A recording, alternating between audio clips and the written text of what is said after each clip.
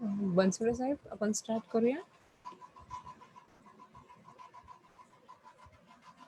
हो प्लीज करा स्टार्ट.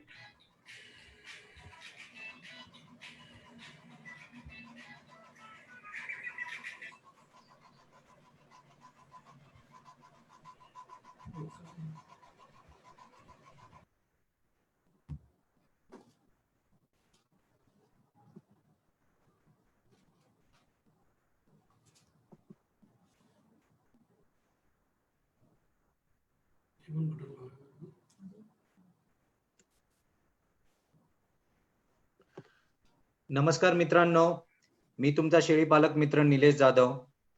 किसान संवादच्या या उपक्रमामध्ये सर्व शेळी पालकांचं मी गोट फार्मर असोसिएशन GFA च्या वतीने स्वागत करतो. आजचा आपला विषय आहे महामंडळाचे शेळी विकास धोरण आणि ह्यावेळेस आपल्याला खूपच असे अनुभवी मार्गदर्शक लाभलेले आहेत. त्यांचे नाव आहे डॉक्टर महेश बनसोडे. नमस्कार सर. नमस्कार. सर, तुम्हाला पहिला प्रश्न असा आहे की आम्हाला माहिती आहे की तुम्ही खूप विविध पदावरती तुम्ही वेगवेगळे क्षेत्रामध्ये काम केलेलं आहे. तर आम्हाला तुमच्या जीवनाचा वैद्यकीय प्रवास जाणून घेण्याची खूप कौतूहल आहे. सर प्लीज तुमचा वैद्यकीय प्रवास सविस्तर असं सांगितलं तर बरं होईल. ठीक आहे. मी प्रथम किसान संवाद आणि महाराष्ट्र गोट फार्मर असोसिएशन यांचं आभार मानतो. त्यांनी ही जी संधी उपलब्ध करून दिलेली आहे जास्तीत जास्त फार्मर्सपर्यंत पोहोचायची, त्याबद्दल मी त्यांना धन्यवाद देतो. मी पशुसंवर्धन विभागामध्ये गेली 35 वर्ष काम करत आहे. ग्रामीण पातळीपासून कामाला माझी सुरुवात झालेली आहे. प्रत्यक्ष पशुवैद्यकीय दवाखान्यामध्ये माझ्या कामाची सुरुवात झाली आणि त्यानंतर वेगवेगळ्या अशा जबाबदारीच्या पदावर मी काम केलं. जिल्हा पशुसंवर्धन अधिकारी म्हणून काम केलं. 13 वर्षे मी जिल्हा पशुसंवर्धन अधिकारी म्हणून काम केलं. त्यानंतर जिल्हा पशुसंवर्धन उपायुक्त म्हणून काम केलं. पशुसंवर्धन विभागाच्या मुख्य ऑफिसमध्ये प्लॅनिंग आणि बजेट सेक्शनचा उपायुक्त म्हणून मी तिथं जबाबदारी मी पार पाडली आणि गेल्या 2-2.5 वर्षापासून या महामंडळावर व्यवस्थापकीय संचालक म्हणून मी काम करतोय. खात्यामध्ये विभागामध्ये जे सेक्टर्स आमचे आहेत, डेअरी सेक्टर आहे, शिप अँड गोट आहे, यामध्ये वेगवेगळ्या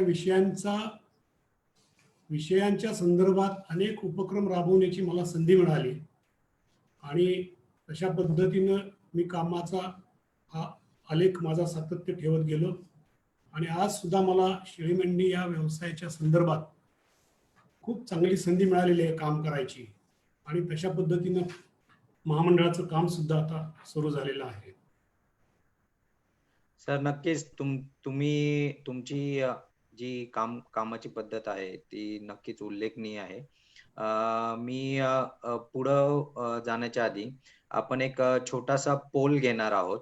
तर एक सर्व प्रेक्षकांना विनंती आहे की तुमच्या स्क्रीनवरती आता एक पोल येईन. तो पोलाचं उत्तर द्या आणि तुम्हाला लगेचच त्याचे जे डिस्क्रिप्शन येणार आहे तेही कळणार आहेत तुम्हाला. तोपर्यंत सर आपण पुढचा प्रश्न घेऊ. हो चालेल. सर, महामंडळाची स्थापना कधी झाली होती आणि ह्या स्थापनेची म्हणजे महामंडळाची स्थापन करण्याची संकल्पना कशी आली आणि कोणाला आली होती? महामंडळ स्थापनेच्या पूर्वीपासून शिप अँड गोटच्या संदर्भात, शेळ्या मेंढ्याच्या संदर्भात पशुसंवर्धन विभाग कार्यरत होता. प्रत्यक्षात विचार केला तर स्वातंत्र्यपूर्व काळापासून या मेंढीच्या विकासासंदर्भात कार्यक्रम सुरू करण्यात आलेले होते. पुण्यामधील जे मेंढी फार्म जो म्हणतात, हा मेंढी फार्म साधारणपणे 1932च्या आसपास स्थापन झाला होता. त्यावेळी मेंढ्यामधली लोकरीची गुणवत्ता वाढवणे आणि मेंढ्यांचा विकास करणे हे उद्दिष्ट त्यामध्ये प्रामुख्याने होते. यामध्ये आपल्या डेक्कनी जातीच्या मेंढ्यांची ऊल जी होती ती अत्यंत कोर्स होती, म्हणून ऑस्ट्रेलियन मरिनो जातीची मेंढ्यांचे संकर करून वूल क्वालिटी इम्प्रूव्ह करायची, वाढवायची, हा त्यामागचा उद्देश होता. आणि बराच कालावधीपर्यंत यावर काम केलं गेलं आणि तदनंतर या ठिकाणी राष्ट्रीय स्तरावरची वूल अनालिसिस लॅब सुद्धा आपल्या इथं त्यावेळी स्थापन करण्यात आलेली होती. तदनंतर पशुसंवर्धन विभागाच्या मार्फत साधारणपणे 60 ते 65च्या दरम्यान वेगवेगळ्या ब्रीडिंग फार्मची स्थापना करण्यात आली आणि त्या माध्यमातून मेंढ्यांच्या पैदाशीचं धोरण अवलंब करायला सुरुवात झाली. यामध्ये मेंढ्यांची पैदास प्रक्षेत्र स्थापन करण्यात आली. सुरुवातीला ज्यावेळी हा सगळा विचार केल्यानंतर आपल्या राज्यामधील मेंढ्यांची संख्या, मेंढ्यांचं उत्पादन हे सुरुवातीला फक्त लोकर, मांस, पुन्हा मॅन्युअर, खत या दृष्टीनेच पाहिलं जात होतं. पण लोकर हा आपल्याकडे निकृष्ट प्रतीची लोकर असल्यामुळं प्रमुख उपयोग हा मांस आणि खतासाठीच मेंढ्यांचा वापर होऊ लागला. आणि या वापरामध्ये सुधारणा काय करता येईल का, अजून याचं बळकटीकरण करता येईल का, चांगली पैदास केंद्र विस्तारीकरण करता येईल किंवा कसे, याचा साकल्याने विचार केला. जे मेंढपाळ कुटुंब आहे त्यांच्या उत्पादनात कशा पद्धतीने भर टाकता येईल, केवळ त्यांना जास्तीत जास्त कष्ट करून सुद्धा या व्यवसायातून चांगलं उत्पन्न मिळत नाही, अशा अनेक गोष्टींचा विचार करून यासाठी एक वेगळी यंत्रणा उभारावी असं शासनाला वाटलं आणि पशुसंवर्धन खात्याच्या अखत्यारामध्ये त्यासाठी एक स्वतंत्र एक मंडळ असावं अशी भूमिका त्यावेळी पुढं आली आणि 8 ऑगस्ट 1978 रोजी या महाराष्ट्र मेष विकास महामंडळाची स्थापना झाली. सुरुवातीला मेष महामंडळ म्हणूनच हे उदयाला आलं. 78 पासून 84 पर्यंत 1984 पर्यंत फक्त मेंढ्यांच्या संदर्भातलं डेव्हलपमेंटच्या ऍक्टिव्हिटी या महामंडळामार्फत केल्या जात होत्या. 84 साली पुन्हा यामध्ये शेळ्यांचाही समावेश करण्यात आला आणि 2003 साली पुन्हा नंतर या महाराष्ट्र मेष विकास महामंडळाचं नाव बदलून पुण्यश्लोक अहिल्यादेवी महाराष्ट्र मेंढी व शेळी विकास महामंडळ असं नामकरण करण्यात आलं.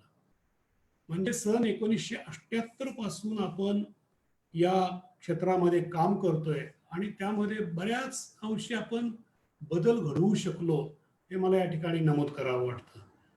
याचं कारण असं आहे, बदल अशा अर्थानं घडला की साधारणपणे 1 लाख कुटुंब मेंढी पालन व्यवसायामध्ये गुंतलेले आहेत आणि राज्यामधले, आणि शेळींच्या शेळी पालनामध्ये जवळजवळ 20 ते 22 लाख कुटुंब या शेळी पालन व्यवसायामध्ये आज मितीला आपल्याला दिसत आहे.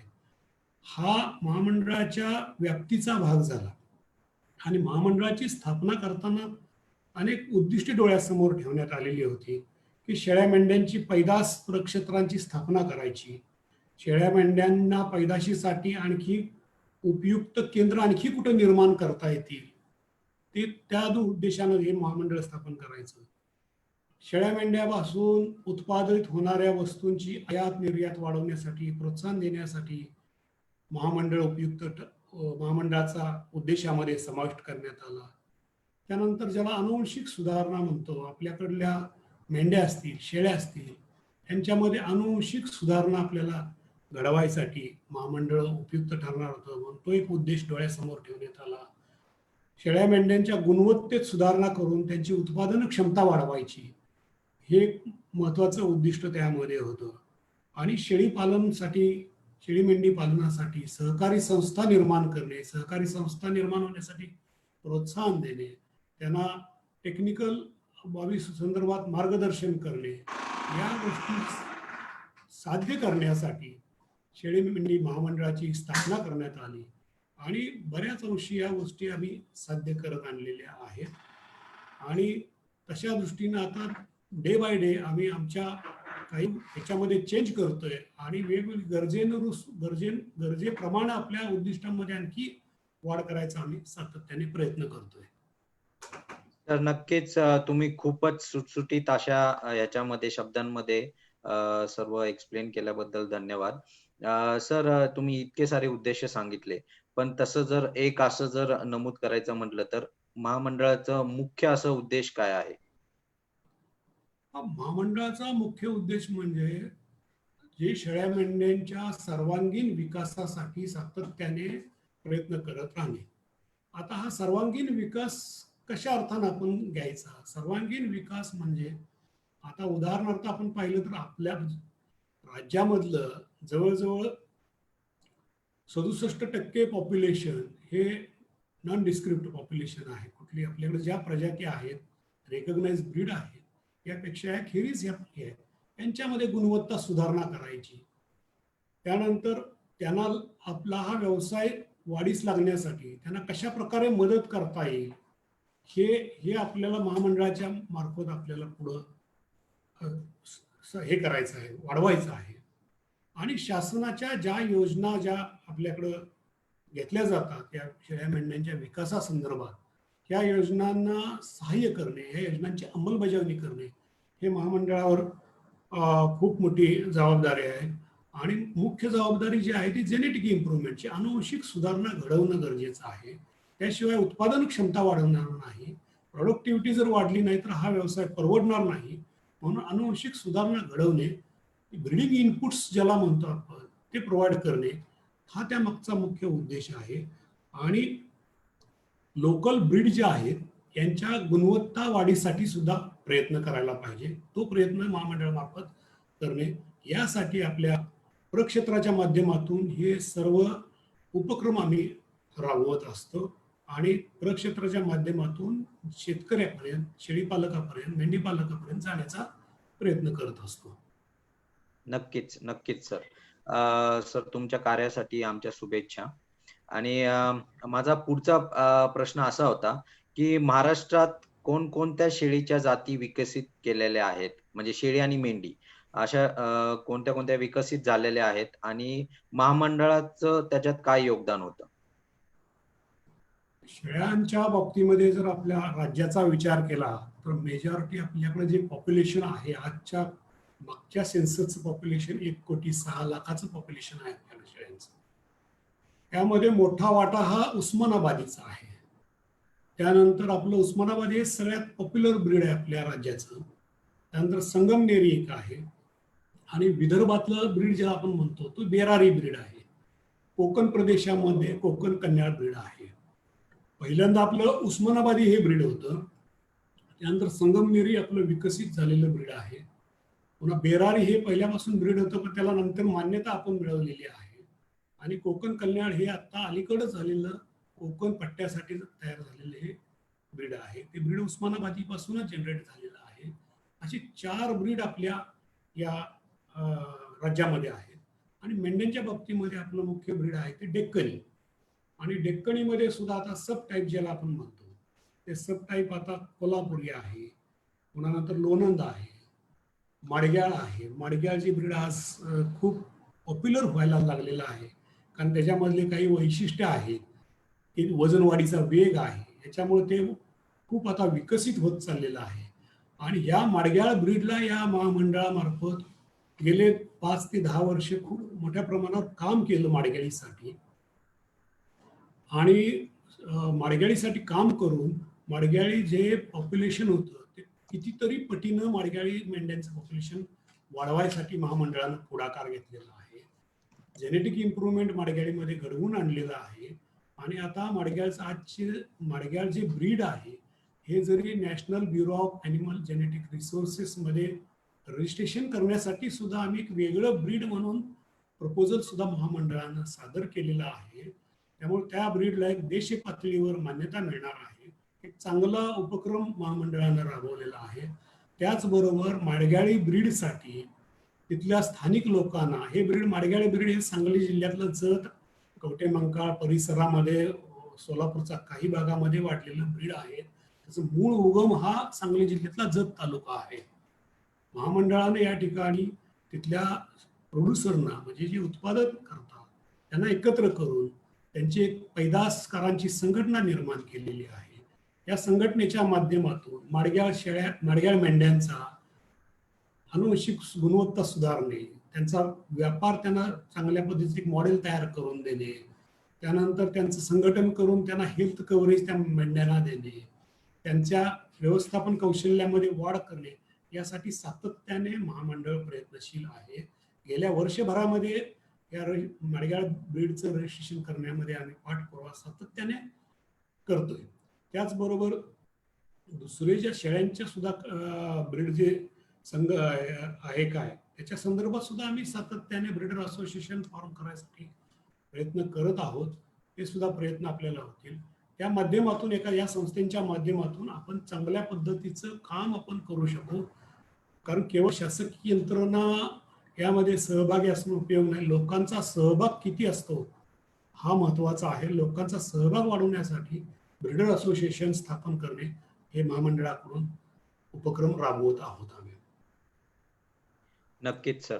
सर ह्याच्या आधी कोणत्या असे ब्रीडर असोसिएशन स्थापित झालेले आहेत आणि नेमकं कोणत्या ब्रीडसाठी म्हणजे मेंढीचे असो किंवा शेळीचे असो अशा कुठल्या जातीसाठी ते स्थापित झालेले?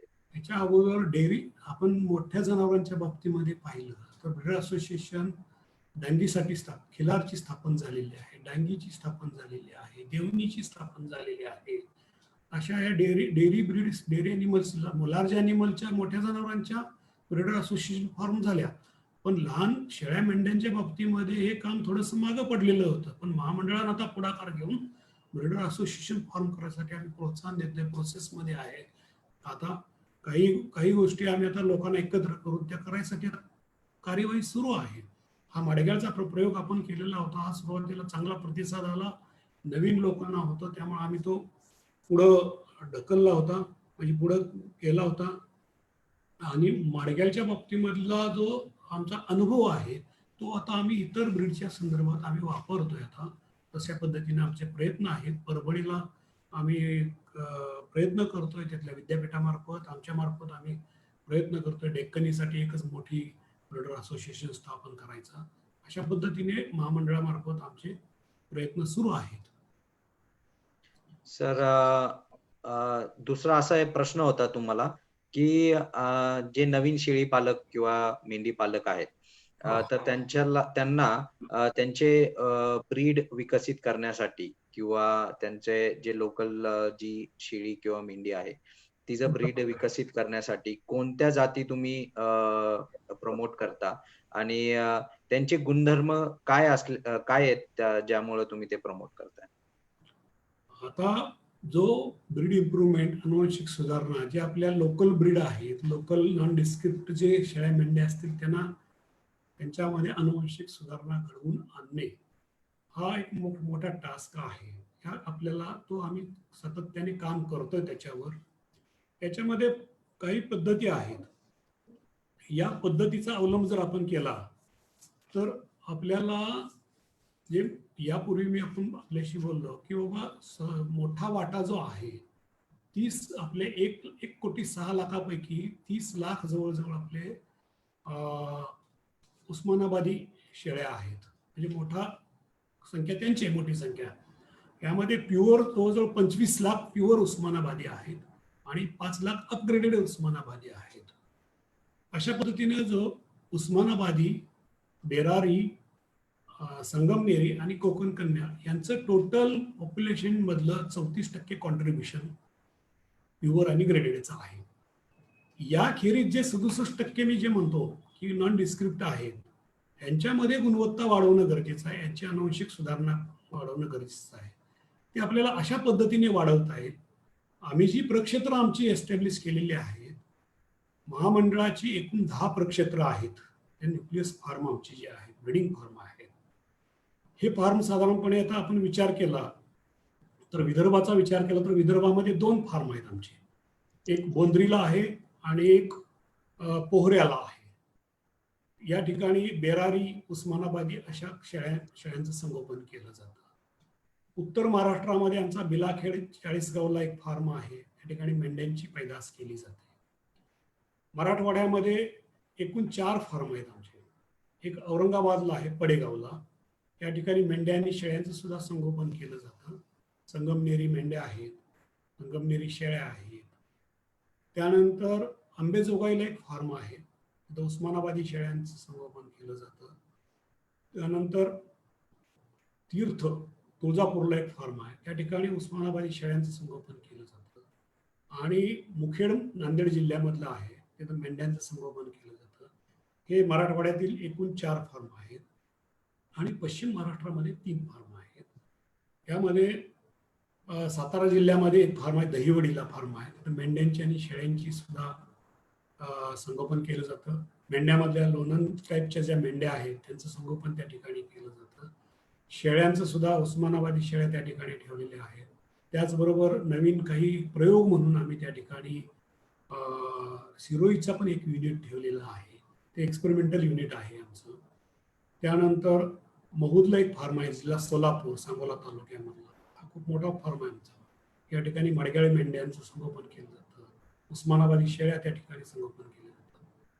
त्यानंतर रांजणीला एक फार्म आहे, कवटेमंका, जिल्हा सांगली. या ठिकाणी सुद्धा मडग्याळ मेंढ्या आणि उस्मानाबादी शेळ्यांचं संगोपन केलं जातं. आता हे जे आमचे ब्रीडिंग फार्म आहेत यामध्ये सिलेक्टिव्ह ब्रीडिंग आमच्याकडे केलं जातं आणि जे उत्पादित होणारे प्युअर प्रजातीचे जे आता 4 ज्या प्रजाती आहेत आपल्या उस्मानाबादी, संगमनेरी, बेरारी आणि कोकण कन्याचा कोकण प्रक्षेत्रामध्ये आपला प्रक्षेत्र नाही आहे. ते दापोली कृषी विद्यापीठामार्फत ते प्रक्षेत्र चालवलं जातं. आमचा महामंडळाचा एक्सपान्शन म्हणून आम्ही तिथे या वर्षामध्ये आम्ही प्रोजेक्ट करतोय आणि कोकण कन्यासाठी एक प्रक्षेत्र तिथं विकसित करतोय. आता ह्या प्रक्षेत्रामध्ये जे आमचे नर तयार होतील, ब्रीडिंग बक ज्याला आपण म्हणतो किंवा रॅम म्हणतो, हे रॅम आम्ही वेगवेगळ्या योजनांमधून शेतकऱ्यापर्यंत पोहोचवतो, मेंढपाळापर्यंत पोहोचवतो, शेळीपालक शेतकऱ्यापर्यंत देतो.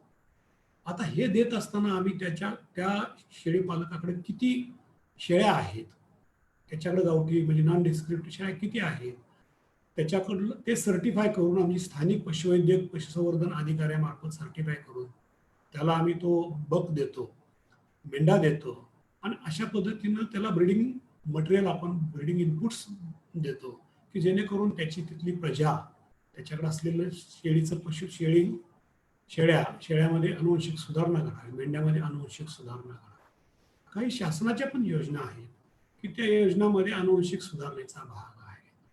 ते केंद्र शासनाची जी स्विस योजना आहे, शिप वूल इम्प्रुव्हमेंट स्कीम, यामध्ये सुद्धा आम्ही नर मेंढे वाटप करतो. पुन्हा नंतर शेळ्यांचे जे युनिट असतात वेगवेगळ्या योजनेअंतर्गत शासनाच्या, राज्य शासनाच्या, त्यामध्ये लागणारे नर बोकड आहेत, बक आणि रॅम मेंढे असतात, हे सुद्धा आम्ही त्या गटाबरोबर आम्ही वाटप करत असतो. एक प्रकारे हा जेनेटिक इम्प्रुव्हमेंटचा कार्यक्रम या पद्धतीनं सुरू होतो. मेंढ्यांच्या बाबतीमध्ये जे कळप आहेत, ज्या कळपामध्ये 3 वर्ष झालेले आहेत, असे मेंढे रिप्लेस करण्यासाठी त्यांना प्रोत्साहन देणे आणि त्यांच्याकडून करवून घेणे हे काम सुद्धा महामंडळामार्फत केलं जातं. असं सर्वांगीण विविधांगी काम या महामंडळामार्फत करून जेनेटिक इम्प्रुव्हमेंटचं काम आपण पूर्ण करत असतो. जोपर्यंत आपण चांगल्या ब्रीड तिथं इंट्रोड्यूस करत नाही, तिथं देत नाही, तोपर्यंत आपण हा जेनेटिक इम्प्रुव्हमेंटचा कार्यक्रम पूर्ण करू शकत नाही. मुळात शेळ्यांच्या बाबतीमध्ये अडचणी अशा असतात की गावामध्ये शेळ्या बऱ्याच असतात पण चांगल्या जातीचा बोकड त्या ठिकाणी उपलब्ध नसतो. मग अशा वेळी इनब्रीडिंगचे चान्सेस वाढतात.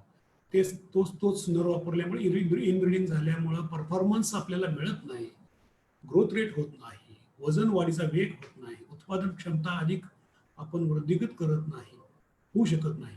त्यामुळं जो नर जो आपण वाटप केलं जातं, मेंढा नर किंवा बोकड वाटप केलं जातं, हा सगळ्यात महत्त्वाचा भाग आहे ब्रीडिंग ॲस्पेक्टनुसार. तशा दृष्टीने महामंडळ प्रयत्न करत आहे आणि हा जो आपण वेटकिननुसार जो आमच्याकडे पद्धत एक आहे, आपण राज्य पातळीवर संपूर्ण राज्यामधून मटणाचे ॲव्हरेज दर मागवतो प्रत्येक जिल्ह्यामधले आणि त्याचा एक शासनाने हे केलेला प्रिस्क्राईब केलेला एक फॉर्म्युला आहे. ह्या फॉर्म्युल्यामध्ये एक त्याचं कन्व्हर्जन करून पर केजीचा आम्ही दर काढतो आणि तो वर्षभर त्या दरानं वजन करून ते ॲनिमल्स मेल असतील किंवा फिमेल असतील ते आपण वाटप करतो. अत्यंत पारदर्शक पद्धतीने हे काम केलं जातं. आता यामध्ये जर प्रक्षेत्राकडून मेंढा नर किंवा बोकड जर वाटप केलं असेल तर बऱ्याच वेळा आम्ही त्यांचा परफॉर्मन्स पाहतो आणि त्याला काही सजेशन्स असतील, काही सूचना द्यायच्या असतील, त्याला काही अडचणी असतील, त्या सुद्धा सोडवण्याचा प्रयत्न करतो. मेंढ्यांच्या बाबतीमध्ये जवळजवळ आमच्याकडं आम्ही 5 लाख मेंढ्यांचं दत्तक घेतलेले आहेत आम्ही स्विस योजने अंतर्गत, आणि 5 ते 6 हजार त्यामध्ये मेंढपाळ आहेत. त्यांचे फोनवरून संपर्क असतो, त्यांच्या अडीअडचणी सोडवतो, ब्रिडिंग मधले त्यांचे प्रॉब्लेम्स काय येतात ते आम्ही माहिती घेत असतो. तर अशा पद्धतीनं अपग्रेडेशनचा कार्यक्रम हा मोठा टास्क आहे. हा पार पाडण्यासाठी आपण सातत्याने प्रयत्न करत असतो. सर नक्कीच. तुम्ही खूपच विस्तरितपणे तुम्ही जे महामंडळाचं कार्य आहे ते एक्सप्लेन केल्याबद्दल धन्यवाद. फक्त असं एक विचारायचं होतं, तुम्ही आता सांगितलं की तुम्ही नर मेंढे किंवा नर शेळ्यांचे जे नर आहेत ते तुम्ही वाटप करता. पण जर एखाद्या नवीन शेळी पालकाला किंवा जुन्या शेळी पालकांना जर एखाद्या त्याचं युनिट, छोटंसं असं युनिट प्राप्त करायचं असेल, तर त्याची काय प्रोसिजर आहे आणि त्यांनी कुठं काय अप्रोच करावं त्यासाठी? मग याच्यामध्ये महामंडळाकडे आता वेगवेगळ्या संस्थामार्फत शेळी गट वाटप केलं जातं. इंडिव्हिज्युअल लाभार्थी सुद्धा गट शेळ्यांच्यासाठी चौकशी करत असतो, किंवा काही एनजीओ आहेत. हे एनजीओ काही स्कीम राबवतात ग्रामीण भागामध्ये, त्यांच्यासाठी सुद्धा ते विचारणा करतात. आम्ही जो यापूर्वी मी बोललो त्या पद्धतीने आमचा शेळ्यांचा दर असतो लाईव्ह वेट प्रमाणे.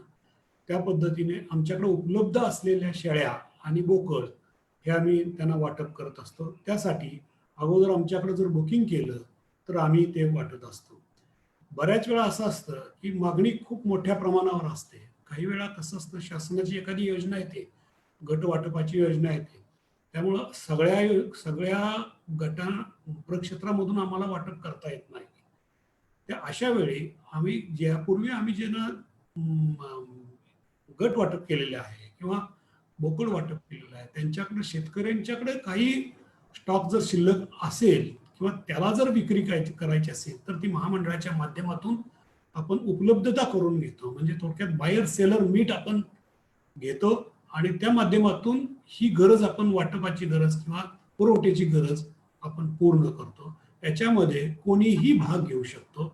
असं काही स्पेसिफिक असं काही नाही, ह्या व्यक्तीनं आलं, कोणीही शेतकऱ्यांनी येऊन आमच्याकडे जरी दिलं की माझ्या एवढ्या चांगल्या, आणि वाटप करत असताना मग त्यापूर्वी त्यांची संपूर्ण आपण ब्रीडची कॅरेक्टरिस्टिक आपण पाहतो.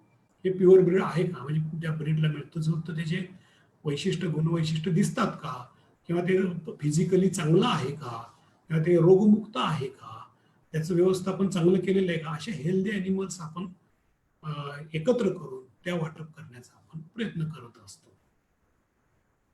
सर नक्कीच. नक्कीच तुम्ही सविस्तर माहिती दिली. मला आणखी एक असा प्रश्न होता. आपण एक माझे शेवटचे 2 प्रश्न घेऊ आणि त्यानंतरनं जे आता आपले शेळी पालक आहेत, त्यांचे प्रश्न घ्यायला सुरुवात करू. तर माझा एक हा प्रश्न होता, की जे आजकाल तुम्ही ऐकलंच असेल की बंदिस्त शेळी पालन हे फेड खूप लोकप्रिय होत आहे. तर तुम्ही लोकांना सजेस्ट करता का, की म्हणजे आजकालची जी परिस्थिती आहे की लोकांना फॉरेस्ट एरिया नाहीये, चारायला अशी खूप सारी जागा नाहीये. तर लोकांनी शेळी पालनामध्ये बंदिस्त शेळी पालनाचा हे करावं का, फिरिस्ती शेळी पालनच करत राहावं? याच्यामध्ये एक साधारणपणे आपण थोडासा आणखी डिटेलमध्ये विचार करूया. मुळात शेळी पालन हा व्यवसाय कोण करतं, तर आतापर्यंतच्या अभ्यासानुसार शेळी पालन व्यवसाय 84% व्यवसाय हा अल्पभूधारक, शेतमजूर, भूमिहीन, गरीब लोकच करतात. ह्याची साईज काय असते तर 3 ते 5 पर्यंत साईज असते, जास्तीत जास्त 10 पर्यंत असते. मग या पारंपरिक पद्धतीने कसे व्यवसाय करायचे, की बाबा हे आपल्या परिसरामध्ये शेळ्या घेऊन जायच्या, त्यांना खाऊ घालून आणायचं, फिरवून आणायचं, म्हणजे त्यांचं आपण पोट भरायचं आणि त्या घरी आणायच्या. मग किरकोळ काही आणखी त्यांना ॲडिशनल काही द्यायचं असेल तर ते देऊन, त्यांना भुसा वगैरे देऊन, असं काही वेस्ट असेल भाजीपाल्याचे देऊन त्यांचं संगोपन अशा पद्धतीने केलं जात होतं. आता यामध्ये मर्यादा का पडत गेल्या? मुळात शेळी पालन हा एक असा व्यवसाय आहे, एक गोष्ट मी अधोरेखित करतो या ठिकाणी, की शेळी पालनाच्या माध्यमातून जो शेळी पालन व्यवसायातला शेवटचा जो ग्राहक आहे, ह्या ग्राहकाला जी किंमत मिळते, ग्राहकाला जी किंमत द्यावी लागते, त्याच्या 75% 75% किंमत ही त्या प्रोड्युसरला मिळते. हा ह्या मागचा एक बघा, तुम्ही विचार करून थोडस बघा. कारण आपण दुधाचा विचार केला तर साधारणपणे 45% त्या प्रोड्युसरला मिळते त्या किमतीच्या, जी शेवटची किंमत असेल त्याच्या. पण शेळीपालनाच्या बाबतीत मात्र 75% पर्यंत प्रोड्युसरला ते पैसे मिळतात. त्यामुळे शेळीपालन हे किफायतशीर होत आहे. मग ह्याच्यामध्ये अडचण का, एवढं असून सुद्धा का त्याचं विस्तृत स्वरूप का येत नाही, त्याचं एकत्रीकरण का होत नाही, किंवा त्याच्याकडे उद्योग म्हणून का विकसित होत नाही, त्याच्यामध्ये काय अडचणी आहेत, ह्या प्रथम आपण समजून घेऊ. मी तुम्हाला थोड्याशा डिटेलमध्ये सांगतो आणि नंतर मग आपण त्या बंदिस्त याच्यावर येऊया. नक्कीच. हा व्यवसाय म्हणजे ज्या प्रमाणामध्ये एवढं 75% जर आपल्याला त्या शेवटच्या ग्राहकाच्या 75% आपल्याला जर मिळत असेल, तर मग का वाढत नाही व्यवसाय, का असा आकुंचन राहिलेला व्यवसाय आहे? याच्यामध्ये अनेक फॅक्टर्स आहेत. त्याच्यामध्ये सोशल आस्पेक्ट एक आहे. सोशल आस्पेक्टमुळं काही ठराविक गटच याच्यामध्ये, ठराविक प्रवर्गच याच्यामध्ये उतरलेले आहेत.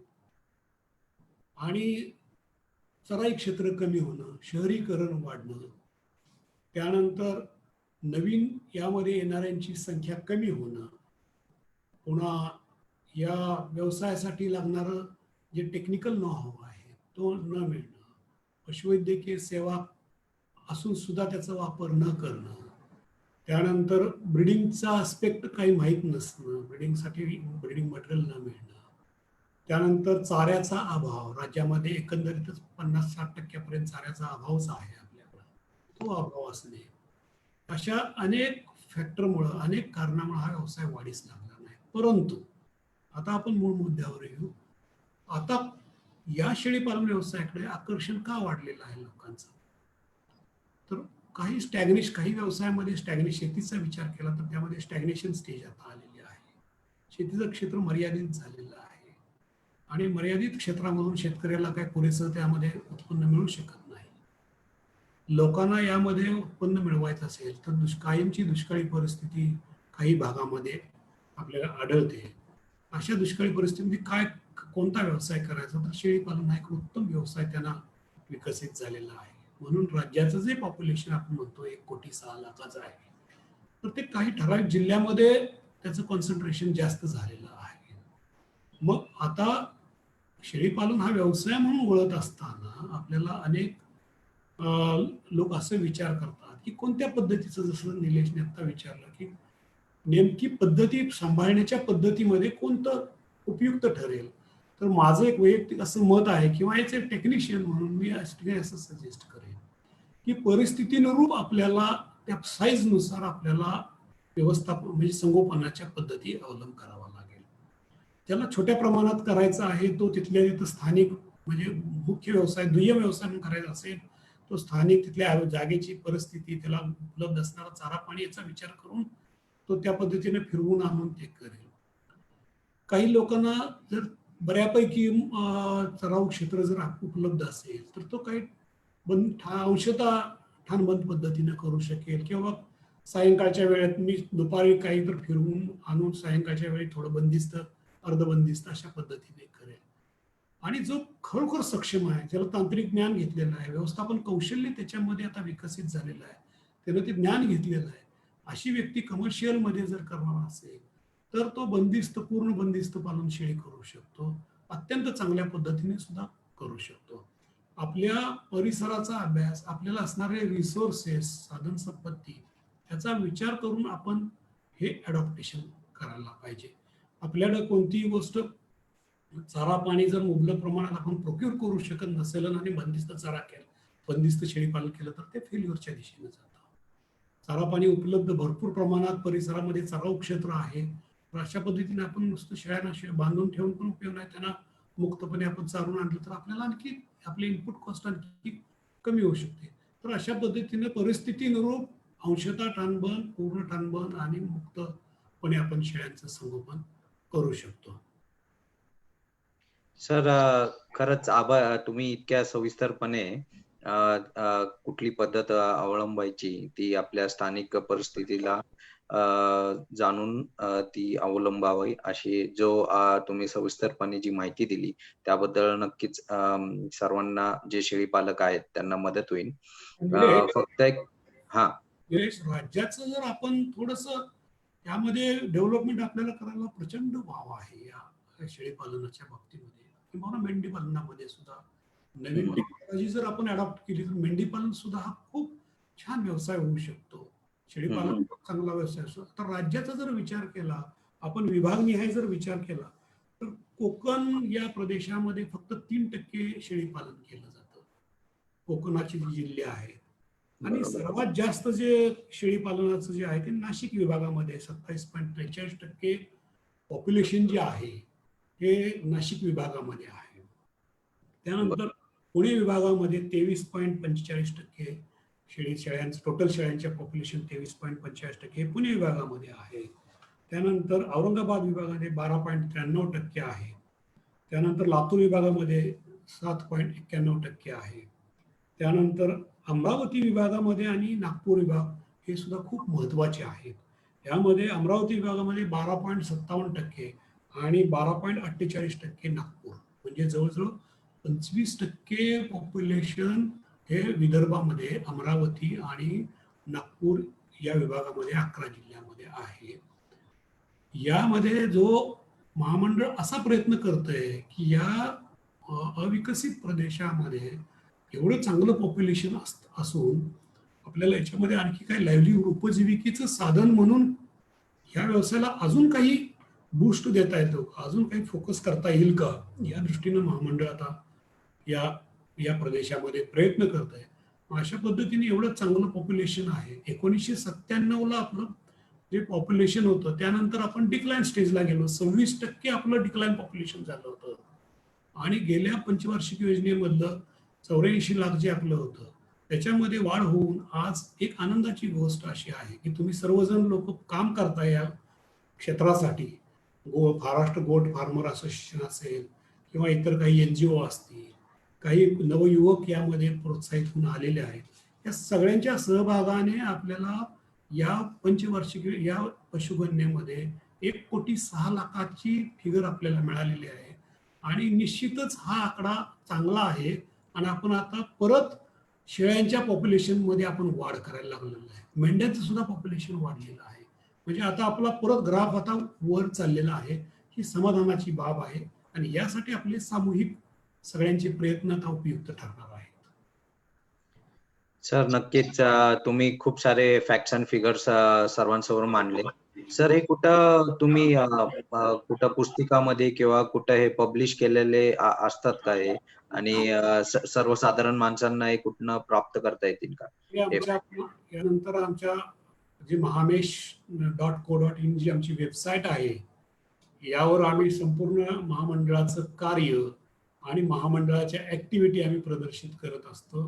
आत्ताच्या ह्या पशुगणनेची जी आकडेवारी आहे ही फायनलाइज झाल्यानंतर आम्ही ती सुद्धा आकडेवारी आमच्या वेबसाईटवर किंवा पशुसंवर्धन विभागाची जी वेबसाईट आहे त्याच्यावर सुद्धा ह्या आकडेवारी आम्ही प्रसिद्ध करत असतो.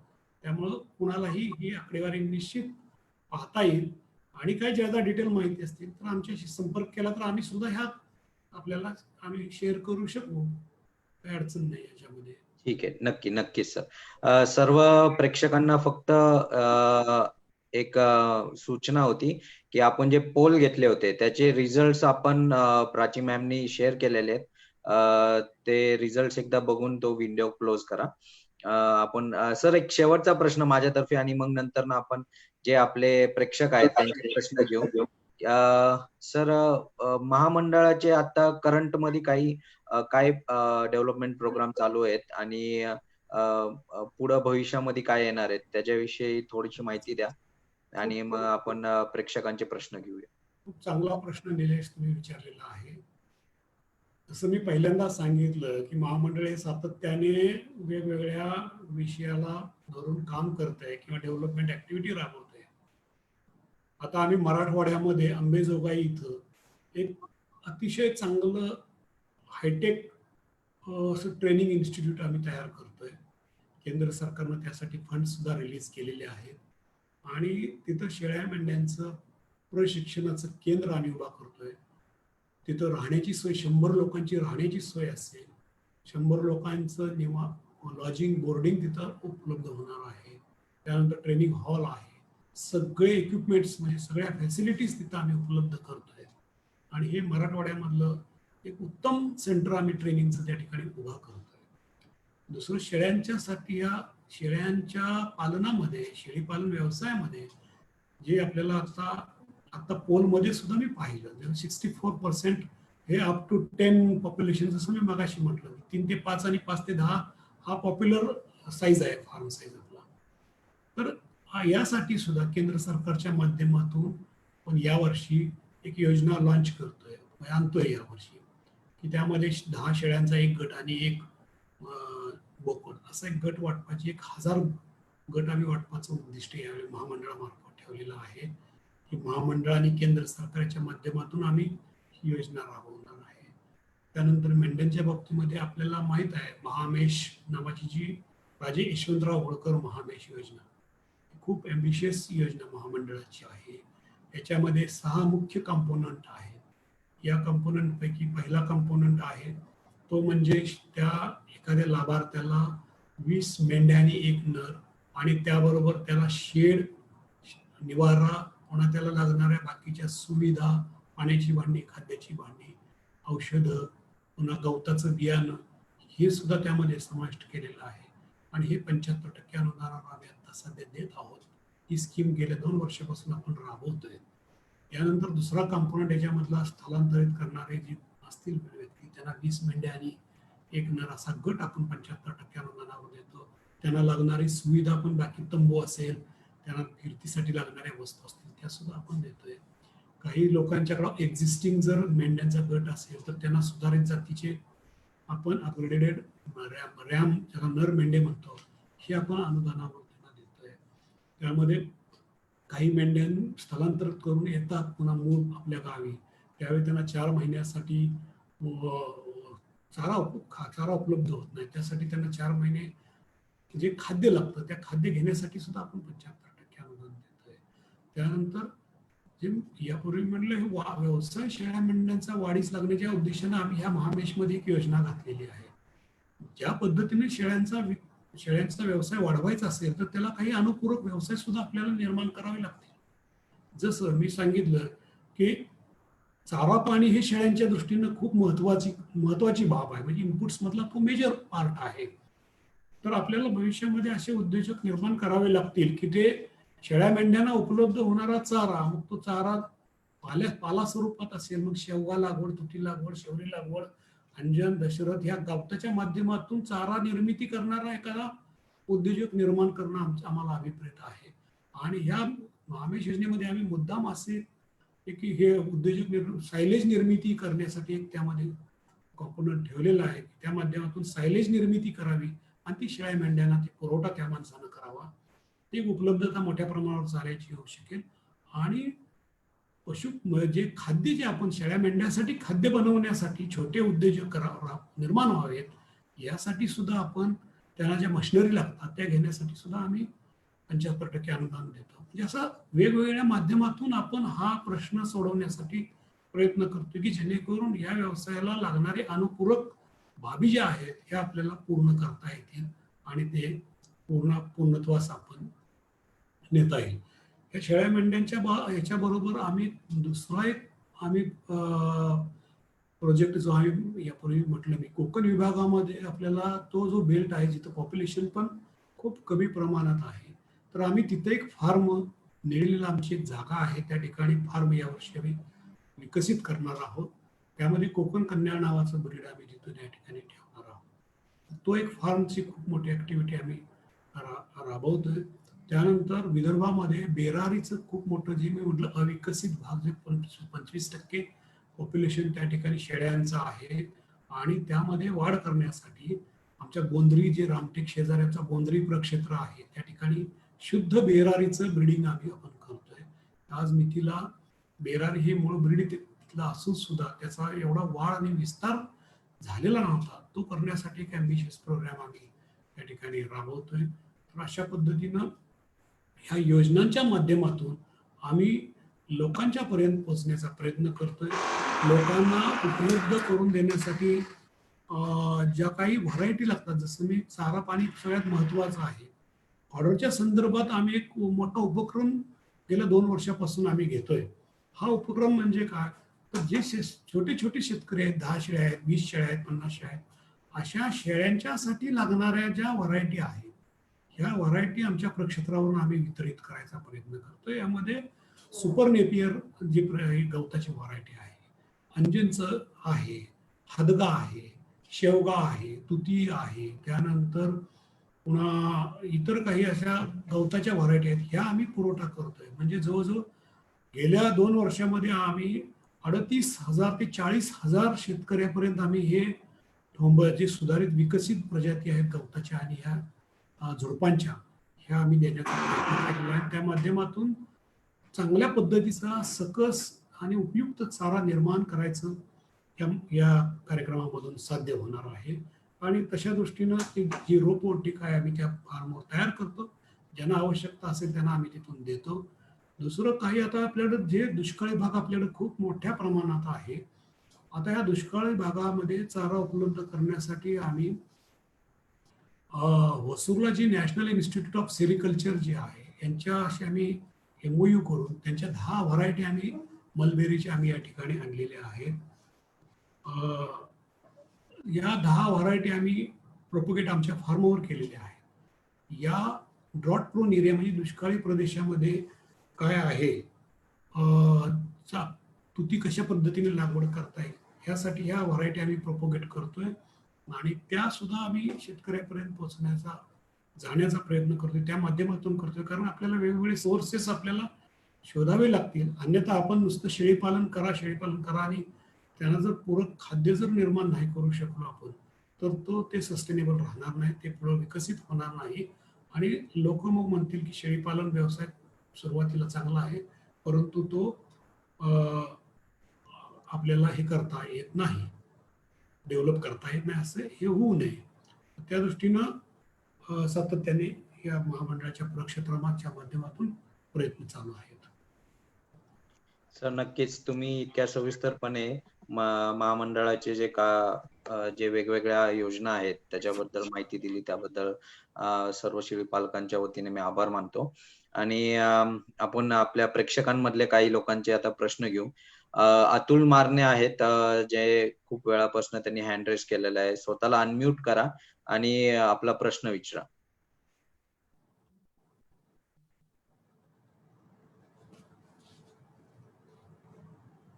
अतुल मारणे साहेब, तुम्हाला स्वतःला अनम्यूट करा.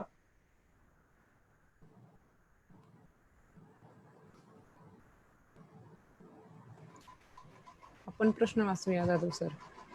हा, ठीक आहे. सर, अतुल मारणे यांचा प्रश्न आहे की फार्मर प्रोड्युसर कंपन्यांच्या धर्तीवरती शेळी पालकांसाठी या पद्धतीने कंपनी फॉर्मेशन करून मेंढी आणि मेंढ्यांपासून उत्पादित होणाऱ्या वस्तूंची विक्री व सरकारच्या योजनेचा लाभ व अनुदान घेता येईल, त्यासाठी काही योजना आहेत का? भविष्यामध्ये आपल्याला आम्ही ज्या प्रस्तावित योजना केलेल्या आहेत त्या योजनामध्ये नोंदणीकृत सहकारी संस्था आणि फार्मर प्रोड्युसर कंपन्या यांनाच आम्ही प्रमोट करतोय. ज्या आम्ही पुढच्या 2-3 योजना आम्ही शासनाकडे सादर केलेल्या आहेत महामंडळाने, त्यामध्ये यांचा सहभाग घेण्यात सूचित केलेला आहे आणि ते नियोजन केलेलं आहे.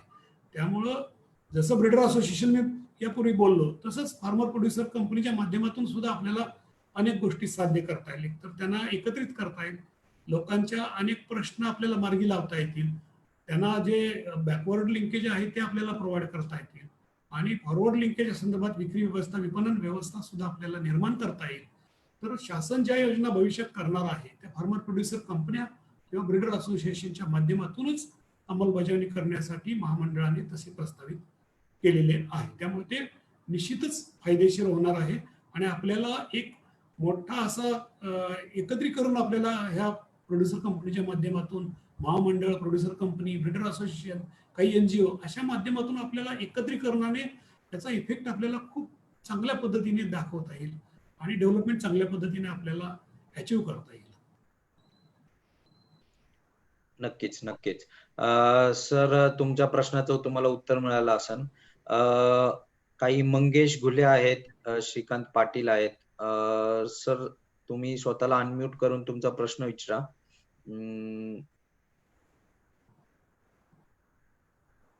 मंगेश घुले साहेब, स्वतःला अनम्यूट करा. लेफ्ट साइडला एक म्यूटचं बटन आहे, ते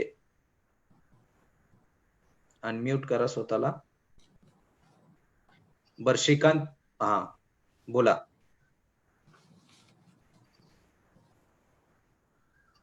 घुले साहेब बोला. Hello sir.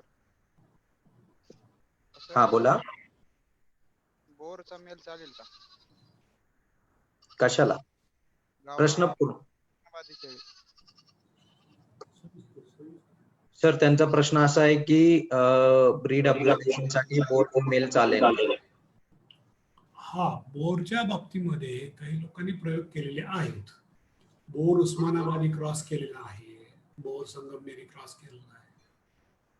मुळात आपलं शासनाचं एक पैदास धोरण असतं, सगळ्या म्हणजे मोठी जनावर असतील किंवा छोटी जनावर असतील, शासनाचं एक पैदास धोरण आहे. या पैदास धोरणामध्ये शासन आपल्या ज्या प्रजाती आहेत, स्थानिक प्रजाती आहेत आपल्या ज्या प्युअर आहेत, त्यांचा परफॉर्मन्स सिद्ध झालेला आहे. अशा सिद्ध परफॉर्मन्स झालेल्या ज्या उस्मानाबादी, संगमनेरी, बेरारी आणि कोकणकन्या या प्रजातीची शुद्ध वंशावळ वाढवण्यामध्ये आपण भर देत असतो. आणि ही शुद्धता वाढवण्यासाठी जेवढी आपण शुद्धता वाढवू आपल्या स्थानिक प्रजातीची, तेवढं आपल्याला ते फायदेशीर ठरत जातं. याच्यामध्ये जर आपण पुन्हा वेगळ्या मार्गाला गेलो, क्रॉस ब्रीडिंग हे सायंटिफिकली तुम्ही एखाद्या ठिकाणी करत असाल किंवा सायंटिफिक प्रोसेस पद्धतीचा अवलंब करून जर करत असाल तरच ते आपल्याला सक्सेस करता येतं. भविष्यामध्ये अशी परिस्थिती येते की त्याचा पहिल्या पिढीचा जो रिझल्ट असतो तो खूप चांगला येतो. म्हणजे लोकांना वाटतं की खूप वजन वाढत जातंय, म्हणजे आपल्याला वजन वाढतं, पण त्याची प्युअरिटी आपण कमी करतो किंवा प्युअरिटी नष्ट करत जातो. म्हणजे आपले पहिला सुरुवातीचं जे आपलं डिस्कशन होतं की बाबा अरे आपल्याला जे 67% आपले नॉन डिस्क्रिप्ट म्हणजे कोणत्याही प्रजाती गावठी ज्याला आपण म्हणतो, हे आपण स्थानिक आपल्या प्रजातीच्या माध्यमातून ते विकसित करायचा आपण प्रयत्न करतोय. मग पुन्हा आपण बोरनं क्रॉस करत गेलो प्रत्येक वेळी तर त्याचा पहिला एक दोन पिढीमधलं जे परफॉर्मन्स आहे हा चांगला दिसेल, पण पुढं कुठलं ब्रीड निर्माण होईल हे आपल्याला ते सायंटिफिक पद्धत आपण वापरत नसल्यामुळे आपल्याला समजणार नाही. त्यामुळे शक्यतो बोर असं क्रॉस ब्रीडिंग हे टाळणं हे चांगलं असतं. प्युअर ब्रीडिंगवर भर देणं हे केव्हाही चांगलं आहे. नक्कीच नक्कीच सर. सर, सतीश भांडे आहेत, त्यांनी खूप वेळ झालाय प्रश्न विचारलेला आहे. सर, तुम्ही हस्तांतर अनम्यूट करता स्वतःला? मी म्यूट करू का?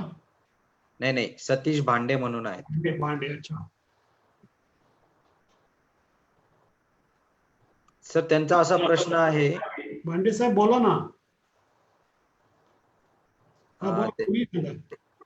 अनम्यूट करा स्वतःला आधी.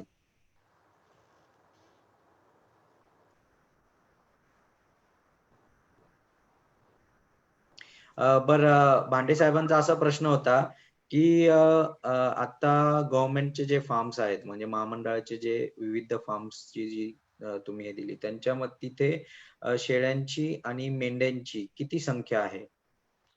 आमच्या प्रक्षेत्रावर आमचा हा न्यूक्लियस फार्म आहे. आमच्याकडे जवळजवळ 12,000 शेळ्या मेंढ्यांची संख्या आहे. त्यामध्ये आम्ही प्रत्येक वर्षामध्ये रिप्लेसमेंट आमची असते, पण कॉन्स्टंट आमच्याकडे जवळजवळ 12,000 असतं आमच्या कपॅसिटी प्रमाणे.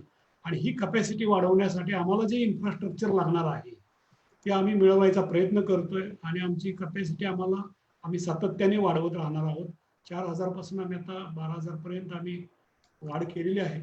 अजून आम्हाला खूप मोठा पल्ला गाठायचा आहे आणि त्या दृष्टीनं जे इन्फ्रास्ट्रक्चरची जी गरज आहे ती आमची जशा पद्धतीने आम्हाला इन्फ्रास्ट्रक्चर मिळत जाईल, आम्ही आमच्याकडे जी फंड्स अवेलेबिलिटी होईल तशा पद्धतीने आम्ही त्यामध्ये वाढ करतोय. त्यामध्ये मी एक गोष्ट नमूद करेन की प्रत्येक बाग किंवा प्रत्येक ब्रीड हे आम्ही महामंडळावरच वाढवून ते तुम्हा लोकांच्यापर्यंत पोहोचवण्यापेक्षा आम्हाला वैयक्तिक आमच्या महामंडळाचं पण एक ते धोरण पुढचं भविष्यातलं असणार आहे की महामंडळामार्फत सगळं ब्रीडिंग इनपुट्स वगैरे घेऊन काही लोक अशी निर्माण करायची, काही युवक अशी यामध्ये आणायचे की त्यांनी तो प्युअर लाईन त्यांनी मेंटेन करायची. आणि जसं महामंडळाचं ब्रीडिंग स्ट्रॅटेजी आहे तशा पद्धतीनं त्यांनी ती ब्रीडिंग स्ट्रॅटेजी वापरून प्युअर लाईन फार्म विकसित करायचा. आणि प्युअर लाईन फार्म विकसित करून महामंडळ आणि तो व्यक्ती त्यांचा आम्ही कॉन्ट्रॅक्ट फार्मिंगच्या दृष्टीनं आम्ही विचार करतोय. ते मॉडेल आम्ही विकसित करतोय की त्या प्रक्षेत्राच्या परिघामध्ये 50 किलोमीटरच्या परिघामध्ये हे पुढचं महामंडळाचं धोरण आहे आमचं. हे अजून ते आम्ही सुरुवात केली आम्ही त्या मॉडेलला की त्यामध्ये काही युवक अशी निवडायचे त्यांना प्युअर उस्मानाबादी असेल किंवा मेंढ्यांचं मडग्याचं असेल किंवा संगमनेरी असेल युनिट त्याला द्यायचं आणि जे इनपुट्स आहेत ते आमच्या माध्यमातून आम्ही त्याला सप्लाय करायचे आणि या कॉन्ट्रॅक्ट फार्मिंगमध्ये त्याला दिलेलं पुन्हा बायबॅक करून पुन्हा ते दुसरीकडे अन्य वापरायचं. अशा पद्धतीचं एक मॉडेल आम्ही विकसित करतोय. या मॉडेलच्या माध्यमातून आमच्याकडे इन्फ्रास्ट्रक्चर प्रक्षेत्रावर आमच्या कमी असलं तरी जे आम्हाला उद्दिष्ट साध्य करायचं आहे ते अशा कॉन्ट्रॅक्ट फार्मिंगच्या माध्यमातून चांगल्या होतकरू युवकांच्या माध्यमातून कॉन्ट्रॅक्ट फार्मिंगच्या द्वारे आम्ही ते साध्य करण्यासाठी आता आम्ही सुरुवात करतोय, प्रयत्न करतोय. तर ही सुद्धा एक चांगली बाब राहणार आहे की डेव्हलपमेंटल एक थोडा एक त्यामध्ये आपल्याला हा विचार जर आम्ही पुढे नेला तर निश्चितपणे चांगले लोकांना आपल्याला मदत करता येईल आणि चांगलं काम करता येईल. नक्कीच नक्कीच सर. देवसाहेब तुम्हाला काही प्रश्न विचारायच्यात? अनम्यूट करा स्वतःला आणि प्रश्न विचारा प्लीज.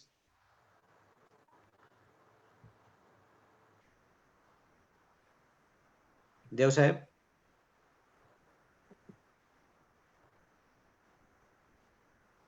अविनाश देवसाहेब. ठीक आहे. देवसाहेबांचा खूप मोठा अनुभव आहे या क्षेत्रामधला. हो पण ते त्यांचा माईकचा काही प्रॉब्लेम आहे वाटतं. ठीक आहे. आपण श्रीकांत पाटील आहेत, नरोडे सर आहेत, या दोघांनाही अनम्यूट करा. सर प्रश्न विचारा तुमचा. लेफ्ट साइडला अनम्यूटचं बटन असतं माईक सारखं असं एक हे, तर ते दाबलं की तुम्हाला अनम्यूट करता येईल स्वतःला.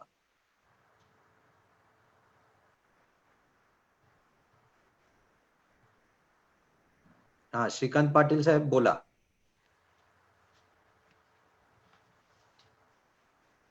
श्रीकांत पाटील साहेब. विनायक नरोडे यांना अनम्यूट करत. विनायक नरोडे. हा येतोय सर. नमस्कार सर. हा बोला बोला.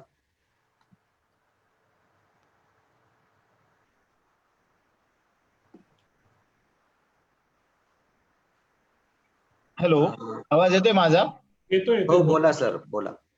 आतापर्यंत शेळी पालन शासनाच्या आणि महामंडळाच्या दृष्टीने उपजीविकेचं साधन म्हणून वापरलं जाते. बरोबर. पण उपजीविकेचं साधन न राहता आज लोकांना शासन रेशनिंग कमी दरात देते, त्यांची उपजीविका भागवते. परंतु याला व्यावसायिक दृष्टिकोन देण्यासाठी शासन कधी विचार करेल की इतर जसे स्मॉल स्केल व्यवसाय पकडले जातात, समजा दुकानदारी पकडली जाते किंवा तुमचं गॅरेज सुद्धा व्यवसायात पकडलं जातं, पण शेळी पालन हे अजूनही व्यावसायिक दृष्टिकोन शासनाच्या दप्तरी मानलं जात नाही. ते फक्त उपजीविकेचं साधन म्हणून मानलं जातं. एक बेरोजगारांनी करण्यासारखा व्यवसाय हा आहे, तो कधीपासून मानला जाईल यासाठी शासन कधी विचार करतं का? शासन स्तरावरून याबाबत विचार झालेला आहे. शासनामार्फत काही योजना भविष्यामध्ये आता येऊ शकतील. कारण काय झालंय, आपल्याला फार्मर प्रोड्युसर कंपन्या आणि ब्रीडर असोसिएशन या जबाबदार संस्था, नोंदणीकृत संस्था ज्या तयार होतील त्या माध्यमातून आपल्याला जे उद्योजक नवीन निर्माण होणार आहेत यासाठी आपल्याला प्रयत्न शासन करणार आहे. मी यापूर्वीच्या प्रश्नामध्ये सांगितलं होतं की कॉन्ट्रॅक्ट फार्मिंग जे महामंडळ आता विकसित करणारं मॉडेल जे आहे यामध्ये खूप मोठ्या प्रमाणावर कमर्शियलायझेशन करून यामध्ये मोठ्या प्रमाणावर व्यवसाय करणाऱ्यांचा सहभाग घेतला जाणार आहे. आणि अशा पद्धतीनं कॉन्ट्रॅक्ट फार्मिंग असेल किंवा फार्मर प्रोड्युसर कंपनीच्या माध्यमातून सुद्धा आपल्याला हा व्यवसाय करता येण्यासाठी शासन आता सकारात्मक भूमिका घेत आहे. काही शासनाचे प्रकल्प आता विचाराधीन आहेत की त्यामध्ये बॅकवर्ड लिंकेज कशा पद्धतीने देता येईल, त्यांचे क्लस्टर फॉर्म करून त्यामध्ये त्यांना कशा पद्धतीने जास्तीत जास्त लोकांचा सहभाग वाढवता येईल यासाठी सुद्धा शासन प्रयत्नशील आहे. महामंडळ त्या दृष्टीनं हे नवीन मॉडेल विकसित करत आहे आणि निश्चितपणे लवकर अगदी अल्प काळामध्ये सुद्धा हे आपल्याला निश्चितपणे याचा लाभ काही चांगल्या लोकांना म्हणजे जास्त मोठ्या प्रमाणात करणाऱ्या लोकांना होऊ शकेल. माझा दुसरा प्रश्न आहे सर की पोल्ट्री सेक्टर ज्याप्रमाणे संघटित झालं किंवा त्यांना लागणारा बाजारभाव हे पोल्ट्री सेक्शनचे जे युनिट ठरवले जाते किंवा कसं ठरवलं जातं माहित नाही मला, परंतु आजही शेळी पालक हा हमी भावापासून म्हणजे जी प्रत्येकाची मागणी मटणाच्या बाबतीत जो हमी भाव मिळाला पाहिजे तो अजूनही जिवंत प्राण्यांना मिळत नाही. बाजारपेठ अजून व्यवहार अंदाजेच केला जातो. ही कधी बंद होऊ शकेल किंवा यात फायदा कधी मिळेल शेतकऱ्यांना? ही खरं जोडून असा एक प्रश्न होता की म्हणजे आता जे आपल्या इथं बाजारपेठे भरतात म्हणजे आठवडे बाजार असतो त्याच्यामध्ये किलोचं जे पद्धत आहे ती कधी अवलंबणार आहे? म्हणजे सर्व बाजार जे आठवडी बाजार असतात त्यामध्ये किलोची पद्धत कधी म्हणजे तिचं रिस्ट्रिक्शन्स कधी म्हणजे स्ट्रिक्टपणे कधी करणार आहे आपण, त्याचा काही विचार झालाय? खरं तर शेळी जे मार्केट जे आहे, शेळी मार्केटमध्ये किलो प्रमाणे भाव न मिळाल्यामुळे शेतकऱ्यांचं सुद्धा खूप मोठं नुकसान होतं. ही वस्तुस्थिती आहे. महामंडळ ज्यावेळी प्रत्येक वर्षाचा दर निश्चित करतं, खरं तर त्या दरानुसार बाजारामध्ये प्रत्येकानं आग्रह करायला पाहिजे की ह्या किलोनुसार आपली विक्री झाली पाहिजे. जो ग्राहक आहे आणि जो विक्रेता आहे, उत्पादक आहे, ह्या उत्पादकांना आपण एकत्र नसल्यामुळं किंवा उत्पादक संघटित नसल्यामुळं किंवा उत्पादकांचे गट नसल्यामुळं, उत्पादकांची कंपनी नसल्यामुळं, उत्पादकांचे असोसिएशन नसल्यामुळं ह्या गोष्टी घडायला लागलेल्या आहेत, घडत आहेत. जर एकदा उत्पादक कंपनी निर्माण झाली तर त्या कंपनीच्या माध्यमातून आपल्याला एक प्रेशर क्रिएट करता येईल या सगळ्या ग्रुपच्या वतीने की बाबा रे, जे यापुढे शेळ्यांची जी विक्री होईल, बोकडाची जी विक्री होईल ही वजनावर आधारितच विक्री होईल. महामंडळाने यापूर्वी एक प्रयत्न केला की महामंडळाने सगळ्या एपीएमसी 10 एपीएमसी निवडल्या राज्यामध्ये. या एपीएमसीना बाजाराच्या इन्फ्रास्ट्रक्चर उपलब्ध करून दिलं, त्या ठिकाणी शेळ्यांचं शेड बांधून दिलं, शेळ्यांच्यासाठी पाण्याची व्यवस्था केली, शेळ्यांसाठी तिथं पशुवैद्यक सेवा केली, शेळ्यांना वजनावर विक्री व्हावी वजन काटे दिले त्या ठिकाणी. परंतु एपीएमसीच्या माध्यमातून हा जो प्रकार आहे वजनावर विक्रीचा तो काय त्या ठिकाणी तेवढा यशस्वी झाला नाही. महामंडळानं खूप मोठ्या प्रमाणात प्रयत्न केला. ज्यावेळी उत्पादकाचं प्रेशर त्या खरेदीदारावर असेल त्यावेळेस ह्या गोष्टी साध्य आपल्याला करता येतील. आणि केवळ कोणत्याही गोष्टी कायदा करून होऊ शकत नाहीत, कायदा करून साध्य करता येतात, पण ज्यावेळी लोकांचा सहभाग त्यामध्ये लोकशिक्षण वाढत जातं, लोकांना ह्या गोष्टी माहीत होतात, त्यावेळीच हा आपल्याला फायदा करून घेता येतो. म्हणून महामंडळाकडून देताना आम्ही याच्याकडूनच देतो, वजनावरच विक्री करत असतो. बाजारात सुद्धा तीच पद्धत अवलंबली पाहिजे. आणि म्हणून आता जे आपण ज्या गोट फार्मर असोसिएशन असेल किंवा काही एनजीओ असतील, काही ब्रीडर असोसिएशन असतील, काही कंपन्या असतील, यांनी एक प्रेशर क्रिएट करायला पाहिजे की बाबा मार्केटमध्ये आमच्या सगळ्या लाईव्ह वेटवरच आमची विक्री भविष्यामध्ये होऊ शकेल, अन्यथा आम्ही विक्री करणार नाही. असं जोपर्यंत उत्पादक म्हणत नाही तोपर्यंत 100% आपल्याला ह्या गोष्टी साध्य करता येणार नाही. जर बाजारभाव ह्याच्याप्रमाणे जर विक्री झाली वजनाप्रमाणे तर निश्चितपणे अजून त्याला फायदा वाढत जाणार आहे. माझा अजून एक प्रश्न आहे, एक मिनिट. नरोडे सर, एकच मिनिटा. सर, असं आहे की हे जे बाजार असतात तिथे छोटे व्यापारी भरपूर असतात जे शेतकऱ्याकडनं माल घेतात आणि ते रेग्युलर आठवडे बाजारला जातात. ते त्यांचाच माल घेऊन पुढं 500,000 रुपयांनी पुढच्या दुसऱ्या माणसांना विकतात. म्हणजे असं होतं की तिथे एक लॉबी टाईप तयारी झालेली आहे आणि जे सर्वसामान्य शेतकऱ्यांना दाबून त्यांना त्यांचा माल दुसरा कोणाकडे विकला जात नाही आणि म्हणजे त्याकडे ते गेले की दुसरं कोणी त्याच्याकडे हात घालत नाही आणि असं होतं की शेतकऱ्याला शेवटी त्याच लॉबीला विकायला लागतं आणि ती लॉबी मग पुढचं वरचढ म्हणजे त्याच्यावरती 500,000 रुपये वरचढ घेऊन पुढे विकते. तर ह्याला कुठेतरी चाप बसला पाहिजे म्हणून महामंडळाने किंवा शासनाने काहीतरी जर किलोचं किंवा याचं जर रिस्ट्रिक्शन आणले तर कुठेतरी फायदा होईल असं म्हणजे असं वैयक्तिक असं माझं मत आहे.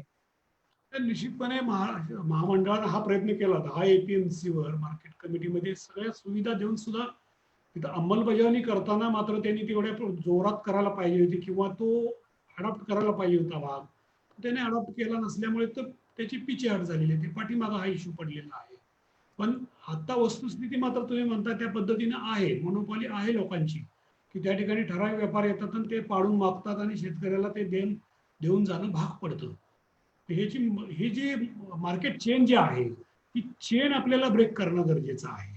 ही चेन जर ब्रेक करायची असेल तर उत्पादक आणि त्याचा मार्केटचा प्लेस हा जो त्यानं मार्केट जो अवेलेबिलिटी ऑफ मार्केट हे फाइंड आउट करून उत्पादक ते मार्केट असा जर प्रवास यातला मधले दलाल जर आपण टाळले तर आपल्याला हे साध्य करणं शक्य आहे. आता मी यापूर्वी जे म्हटलं की बाबा महामंडळ कशा पद्धतीने छोट्या कामाला प्रयत्न करतंय की बायर सेलर मीटच्या माध्यमातून आपण डायरेक्ट त्या याला खरेदीदारांना आपण देतोय. आता महामंडळानं असा प्रयत्न केला की शेतकऱ्याकडली बोकड विक्री करण्याचा प्रयत्न आम्ही प्रत्येक वर्षी करत असतो एका ह्याच्या ईदच्या वगैरे दरम्यान. तर अशा पद्धतीने गावात म्हणून या उत्पादकांचं संघटन होणं गरजेचं आहे.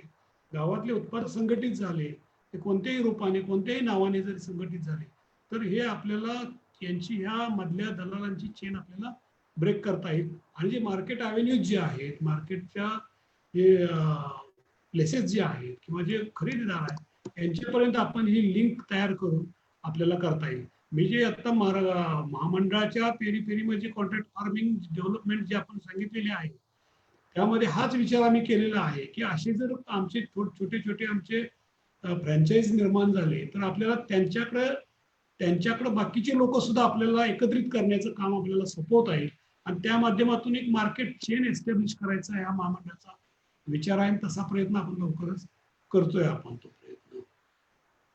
आणि यामध्ये सगळ्यांचा सहभाग असणं सुद्धा तेवढंच गरजेचं आहे. जे उत्पादक असतील किंवा यासाठी काम करणारे काही संस्था आहेत त्यांचा सुद्धा यामध्ये सहभाग राहणे अत्यंत गरजेचं आहे. आपण शेवटचे 1-2 प्रश्न घेऊ कारण मला आत्ताच किसान संवाद कडनं आलंय की टाइम ऑलरेडी ओव्हर झालेला आहे आपला. तर पुढचे 2 प्रश्न नरोडे सर तुम्हाला काही प्रश्न आहेत आणखी? ते अनम्यूट झालं. हा मला एक प्रश्न आहे सर की आज कोविड-19 मध्ये जी प्रत्येक माणसाची परिस्थिती झालेली आहे यात शासनाने व्यवसाय करणाऱ्याला ज्याचं लोन असेल त्याला 10%, शासनाचे 20% मोदी सरकारचे असे अनेक फंड्स त्यांनी गव्हर्नमेंटनी व्यापाऱ्यांना दिलेलं आहे. त्यांचं दुकान बंद असतं तिथं त्याला लाईट बिल कामगारांचा पगार सोडून इतर खर्च नाहीये. पण शेळी पालकांना त्यांचे जे असलेले प्राणी आहे 2, 5, 10, 100 ह्या प्राण्यांना डेली अन्न द्यावं लागतं. या अन्न देण्यासाठी महामंडळाने किंवा शासनाने शेळी पालकांक पूर्ण पाठ फिरवलेली आहे. कुठेही त्यांना मदत भेटलेली नाहीये. बाजारभाव खाद्याचे वाढलेले आहे. यासाठी काय मदत होऊ शकते? याच्यामध्ये एक शेळीच्या बाबतीमध्ये असा प्रस्ताव काय महामंडळामार्फत आपण केलेला नाही. तो आपण सूचना करताय तर निश्चितपणे आम्ही यावर सकारात्मक विचार करून काय आणखी सुचवता येईल का ते पाहतो आम्ही महामंडळाच्या माध्यमातून. परंतु मेंढ्यांच्या बाबतीमध्ये आम्ही प्रयत्न केलेला आहे आणि मेंढ्यांना खाद्य मिळण्यासाठी आम्ही एक योजना जाहीर केलेली आहे. त्या योजनेची मान्यता मिळालेली आहे प्रशासकीय मान्यता आणि त्यांना किमान 4 महिने मेंढ्यांना खायला मिळेल, खाद्य मिळेल अशा पद्धतीने ही योजना आम्ही राबवणार आहोत. त्यांच्या मायग्रेशन कालावधी संपल्यानंतर जे खाद्य द्यावं लागतं त्याच्यासाठी आम्ही दरमहा रक्कम आम्ही 6,000 रुपये रक्कम अशी 24,000 पर्यंत त्याला अनुदान देण्यासाठी हा प्रस्ताव जर मान्य झालेला आहे तर शेळ्यांच्या बाबतीमध्ये सुद्धा आपल्याला असं काय करता येईल का, हे सुद्धा आम्ही निश्चितपणे बघू. महामंडळाने प्रस्ताव तयार करू आणि शासनाची काय मदत मिळते का हे सुद्धा आम्ही महामंडळाच्या मार्फत आम्ही प्रयत्नशील राहू. हनुमंत जगदाळे यांचे खूप वेळा त्यांनी प्रयत्न केलाय, तर त्यांचा आपण शेवटचा प्रश्न घेऊ. सर, त्यांनी विचारलेलं आहे की वेगवेगळे आपण योजना सांगितल्या त्या ह्याचा लाभ घेण्यासाठी कुठे काय प्रोसिजर आहे. त्यांचा आणखी एक असा प्रश्न आहे की कोकणाच्या शेतकऱ्यांनी शेळी पालन करावं का आणि त्याच्यासाठी काही योजना आहे का, आणि शासकीय म्हणजे महामंडळाचे कोकणामध्ये काही फार्म्स आहेत का? कोकणामध्ये महामंडळाचा फार्म विकसित होईल या वर्षभरामध्ये, पण कोकणामध्ये सुद्धा शेळी पालन करायला हरकत नाही. शासनाच्या योजना आहेत. शेळी पालनाच्या संदर्भात खूप योजना आहेत शासनाच्या, वेगवेगळ्या शीर्षकांतर्गत योजना आहेत. मग त्या अनुसूचित जाती उपयोजना अंतर्गत असेल, नाविन्यपूर्ण योजना अंतर्गत असेल, ट्रायबल याच्यामधून योजना असतील, मराठवाडा विकास मधून योजना असतील, त्यानंतर याच्या बळीराजा योजनामधून असेल, काही ॲनिमल हजबंड्री डिपार्टमेंटच्या या योजना असतील. तर अशा वेगवेगळ्या योजनांच्या माध्यमातून शेळ्यांचे गट वाटप केले जातात. साधारणपणे त्याची पद्धत अशी असते की जुलैच्या दरम्यान त्याची एक जाहिरात पेपरला दिली जाते आणि ह्या सगळ्या ऑनलाईन सिस्टीमवर हे लाभार्थी निवड केली जाते पारदर्शकता राहण्यासाठी. आणि पेपरला जाहिरात देऊन लोकांना सांगितलं जातं, वेबसाईटवर प्रदर्शित केलं जातं. ऑनलाईन अर्ज केल्यानंतर जिल्हा पशुसंवर्धन उपायुक्त जे जिल्ह्याला असतात यांच्या माध्यमातून ही लाभार्थीची निवड ऑनलाईन पद्धतीनेच होते आणि ऑनलाईन पद्धतीने निवड झाल्यानंतर मग प्रत्यक्षात त्याला लाभ दिला जातो. ही सिस्टीम आता पशुसंवर्धन विभागाने चालू केलेली आहे. जुलै ऑगस्टच्या दरम्यान या सगळ्या प्रोसेस सुरुवात होतात. लाभार्थी निवडीची प्रक्रिया सुद्धा त्याच पद्धतीने पार पाडली जाते. त्यामुळे खूप योजना आहेत. याशिवाय प्रत्येक जिल्ह्यामध्ये त्यांच्या जिल्हा पातळीवरच्या सुद्धा योजना, शेळी गटाच्या योजना असतात, ज्या मग जिल्हा नियोजन समितीच्या योजना असतील, जिल्हा परिषदेच्या योजना आहेत. त्या जिल्हा परिषदेच्या योजनेच्या माध्यमातून अनुदानावर सुद्धा गट वाटप केले जातात. अशा वेगवेगळ्या विभागामार्फत, महिला बालकल्याण विभागामार्फत सुद्धा योजना राबवल्या जातात शेळ्यांच्या. त्यानंतर महिला बालकल्याण विभागानंतर सामाजिक न्याय विभागामार्फत सुद्धा शेळ्यांच्या योजना राबवल्या जातात. असे अनेक विभाग यामध्ये शेळी गट वाटप करतात, अनेक एनजीओ यामध्ये शेळी गट वाटप करतात. तर त्या योजनांच्या प्रसिद्धी झाल्यानंतर त्या ठिकाणी अर्ज करणं हे गरजेचं असतं आणि त्यामधून ऑनलाईन पद्धतीने निवड झाल्यानंतर आपल्याला प्रत्यक्ष लाभ नक्कीच मिळतो. सर, एक शेवटचा म्हणजे सुमित जमदाडे म्हणून आहेत. नरोडे सर, मी तुम्हाला एक शेवटचा प्रश्न विचारायचा चान्स देईन. एकच फक्त, पश्चिम महाराष्ट्रामध्ये म्हणजे सांगली विभागात कुठं प्रशिक्षण मिळतं असं सुमित यांचं होतं. तर दहिवडेच्या सेंटरमध्ये प्रशिक्षण मिळतं, राईट, सांगली भागासाठी? त्याला वेळेअभावी अनेक गोष्टी, महामंडळाचे खूप उपक्रम आहेत आमचे, पण ते वेळेअभावी आपल्याला सगळे एक्सप्रेस करता येत नाहीत, सांगता आले नाहीत. प्रशिक्षण ही खूप आमची म्हणजे खूप मोठ्या प्रमाणात आम्ही प्रशिक्षण घेतो. 5 ते 10 हजाराचं प्रशिक्षण लोकांचं आपण प्रत्येक वर्षी घेतोय. आमच्या प्रत्येक प्रक्षेत्रावर प्रशिक्षणाची सोय उपलब्ध केलेली आहे. 3 दिवसाचं हे प्रशिक्षण असतं. यामध्ये आपण सांगली असेल तर रांजणीला प्रशिक्षणाची सोय उपलब्ध आहे, सातारा असेल तर दहिवडीला आहे. अशा प्रत्येक प्रक्षेत्रावर उपलब्ध केलेले आहे. शिवाय पुण्याला येऊन पुण्याच्या परिसरात काय असतील तर त्यांना सुद्धा महामंडळाच्या मुख्य कार्यालयामध्ये 3 दिवसाचं प्रशिक्षण देण्याची सुविधा आपण उपलब्ध केलेली आहे. आणि एखाद्या गावामध्ये जर असे 50 शेतकरी किंवा 50 युवक एकत्र येऊन प्रशिक्षण जर घ्या म्हणून विनंती केली आम्हाला, आम्ही त्या गावामध्ये जाऊन सुद्धा प्रशिक्षण द्यायची व्यवस्था आम्ही करतोय. अशा पद्धतीचा आम्ही प्रयत्न केलेला आहे आणि प्रशिक्षण दिलेलं आहे. गेल्याच वर्षी आम्ही ठाणे जिल्ह्यामध्ये अशा पद्धतीचं एका संस्थेमार्फत प्रशिक्षण आयोजित केलं होतं. तिथं सुद्धा आम्ही जाऊन प्रशिक्षण दिलेलं आहे. तर प्रशिक्षण हा काय म्हणजे घेणं अत्यंत गरजेचं आहे.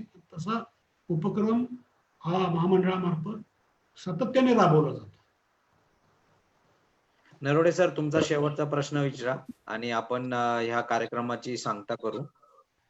नरोडे सर. सरांना एक विनंती आहे माझी की आपल्या भारतातील शेळीपालन आणि परराज्यातील प्रदेशातील म्हणजे विदेशातील शेळीपालन यात मध्ये खूप मोठ्या प्रमाणात बदल जाणवतात. ते तंत्रज्ञान आपण स्वीकारण्यासाठी किंवा ज्या चांगल्या गोष्टी परदेशात आहे त्या स्वीकारण्यासाठी शासनाने किंवा महामंडळाने तंत्रज्ञान अवगत शेतकऱ्यांना करून देण्यासाठी काय उपाययोजना कराव्या अशी आमची मागणी आहे. खूप खूप चांगला प्रश्न आहे. मुळात शेळ्यांच्या बाबतीमध्ये जर आपण विचार केला तर 1000 मिलियन पॉप्युलेशन हे जगभराचं आहे आणि यामध्ये 95% पॉप्युलेशन हे आशिया आणि आफ्रिका खंडातलं आहे आणि आशियातलं त्यामध्ये 55% आहे. 95% हे आशिया आणि आफ्रिका खंडातलं आहे. आता भारताचं पॉप्युलेशन पाहिलं तर आपलं 134 मिलियन आपलं पॉप्युलेशन आहे. खूप मोठं पॉप्युलेशन आपलं आहे आणि राज्य त्यामध्ये आपण 6व्या क्रमांकावर आहे. तंत्रज्ञानाच्या बाबतीमध्ये जर आपण पाहिलं तर आपण आपल्याकडे जे आतापर्यंतचा जो व्यवसाय होता तो मी सांगितल्याप्रमाणे 2, 3, 5, 10 अशा या पद्धतीत शेळी गटाची संख्या असल्यामुळे थोड्या मोठ्या प्रमाणावर आपण तंत्रज्ञानाचा अवलंब केलेला नव्हता. परंतु भविष्यात आपल्याला जसं ह्या तंत्रज्ञानाचा आणि कौशल्याचा वापर करावा लागेल कारण आपलं मनुष्यबळ या व्यवसायामध्ये कमीत कमी मनुष्यबळामध्ये कमीत कमी इनपुट्समध्ये आपल्याला हा व्यवसाय फायदेशीर करायचा आहे. तर त्या दृष्टीने व्यवस्थापन कौशल्य कशा पद्धतीचं असावं हे सुद्धा आपल्याला शिकावं लागेल आणि आम्ही जे प्रशिक्षण मॉड्यूल तयार केलेलं आहे त्यामध्ये हा भाग समाविष्ट केलेला आहे आणि निश्चितपणे इतर देशामध्ये कशा पद्धतीचं संगोपन केलं जातं ते आणि आपल्याला कशा पद्धतीचं करणं गरजेचं आहे आणि काय वाढ करता येतील यामध्ये हे सुद्धा आपण या प्रशिक्षणाच्या माध्यमातून लोकांना सांगतोय. काही चाऱ्याच्या बाबी असतील त्यामध्ये आजोला असेल हे असेल हे सुद्धा आपण त्या अडॉप्ट करायला लावतोय आपल्या लोकांना. तर हे जे व्यवस्थापनामधले जे बारकावे आहे हे समजून घेऊन आपल्याला निश्चितपणे बदल करावे लागतील आणि महामंडळ निश्चितपणे यामध्ये वेगवेगळे मॉड्यूल्स तयार करून शेतकऱ्यापर्यंत पोहोचवण्याचा प्रयत्न करणार आहे करतोय. सर नक्कीच महामंडळाच्या पूर्ण टीमसाठी जे विविध उपक्रम महामंडळ राबवत आहे सर्व शेळी पालकांच्या वतीने मी त्यांचा शुभेच्छा देतो की त्यांचे जे हे उपक्रम आहेत ते त्या उपक्रमामध्ये यशस्वी हो. सेकंड जो पोल होता त्याचे आपण आत्ताच रिझल्ट डिक्लेअर केलेले आहेत आणि सांगता करायच्या आधी मी संपूर्ण किसान संवादची टीम आणि GFA ची टीम आणि महामंडळाची टीम ह्या सर्वांचं मी शेळी पालकांच्या वतीने आभार मानतो आणि इथं हा कार्यक्रम संपला असं नमूद करतो. नमस्कार.